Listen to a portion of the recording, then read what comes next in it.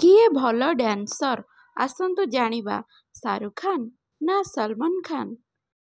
ଆପଣମାନଙ୍କୁ କ'ଣ ଲାଗୁଛି କିଏ ଭଲ ଡ୍ୟାନ୍ସର, ଶାହରୁଖ ଖାନ ନା ସଲମାନ ଖାନ? ଏମିତି ଉତ୍ତର ଦେଲେ କୋରିଓଗ୍ରାଫର ବସ୍କୋ ମାର୍ଟିକ୍ସ। ସଲମାନ ଖାନ ଏବଂ ଶାହରୁଖ ଖାନଙ୍କ ପରି ଅନେକ ବଡ଼ ବଡ଼ ତାରକାଙ୍କୁ ତାଙ୍କ ନିଜ ଇସାରାରେ ନଚେଇଥିବା କୋରିଓଗ୍ରାଫର ବସ୍କୋ ମାର୍ଟିକ୍ସ ଇଣ୍ଡଷ୍ଟ୍ରିର ଜଣେ ପ୍ରସିଦ୍ଧ କୋରିଓଗ୍ରାଫର। ସେ ଏହି ଦୁଇ ଷ୍ଟାରଙ୍କୁ ନେଇ ଅନେକ କଥା କହିଛନ୍ତି।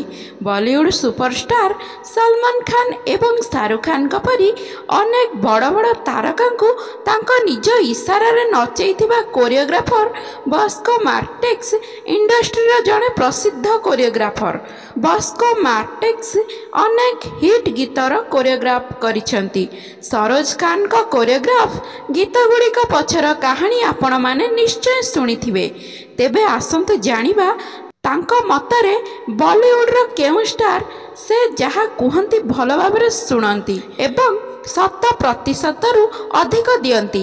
ବସ୍କୋ ମାର୍ଟିକ୍ସ ମୁମ୍ବାଇରେ ହିଁ ବଢ଼ିଛନ୍ତି। ସେ ପିଲାଦିନରୁ ନାଚିବାକୁ ଭଲ ପାଉଥିଲେ, ତେଣୁ ସେ ତାଙ୍କ ପ୍ରବୃତ୍ତିକୁ କ୍ୟାରିୟର କରିବାକୁ ନିଷ୍ପତ୍ତି ନେଇଥିଲେ। ସେ ସ୍ୱଦେଶ, 3 ଇଡିୟଟ୍ ଏବଂ ପିକେ ଭଳି ଚଳଚ୍ଚିତ୍ରରେ ନିଜର ପରିଚୟ ସୃଷ୍ଟି କରିଥିଲେ ଏବଂ ଆଉ ପଛକୁ ଚାହିଁ ନଥିଲେ। ସେ ଜିନ୍ଦେଗୀ ନା ମିଲେଗି ଦୋବାରା ପାଇଁ 2011ରେ ଶ୍ରେଷ୍ଠ କୋରିଓଗ୍ରାଫି ପାଇଁ 59ତମ ଜାତୀୟ ଚଳଚ୍ଚିତ୍ର ପୁରସ୍କାର ଜିତିଥିଲେ। ସେ ଏବେ ଷ୍ଟାରମାନଙ୍କୁ ନେଇ ଆଶ୍ଚର୍ଯ୍ୟଜନକ ଖୁଲାସା କରିଛନ୍ତି।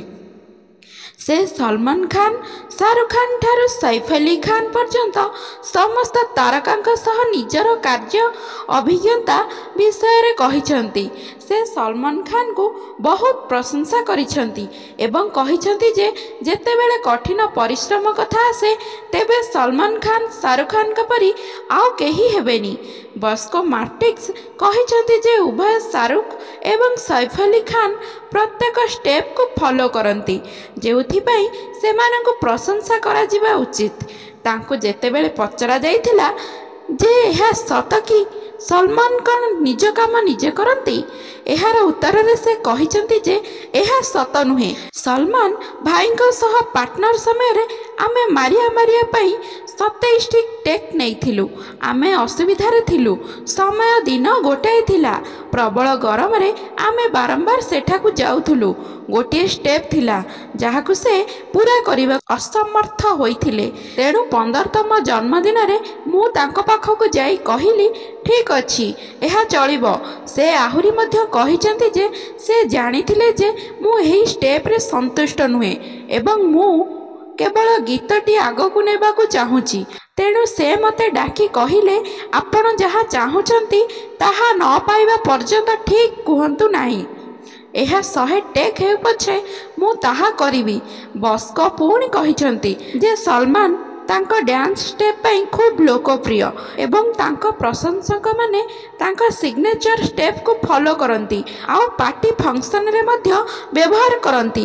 ଯେତେବେଳେ ବସ୍କୋଙ୍କୁ ପଚରାଯାଇଥିଲା ଯେ ଏହା କ'ଣ ସତ କି ସଲମାନ ଖାନ ଶେଷ ମୁହୂର୍ତ୍ତରେ ସମ୍ପୂର୍ଣ୍ଣ ହୋଇଥିବା କୋରିଓଗ୍ରାଫ ଷ୍ଟେପ୍କୁ ପରିବର୍ତ୍ତନ କରିଦିଅନ୍ତି ଏବଂ ଡ୍ୟାନ୍ସରମାନଙ୍କୁ ଅସୁବିଧାରେ ପକାନ୍ତି କାରଣ ରିହର୍ସାଲ କରିବାକୁ ସେମାନଙ୍କୁ କିଛି ଦିନ ଲାଗେ, ଏହାର ଉତ୍ତରରେ ସେ କହିଛନ୍ତି ଯେ ଏହା ବେଳେବେଳେ ହୁଏ।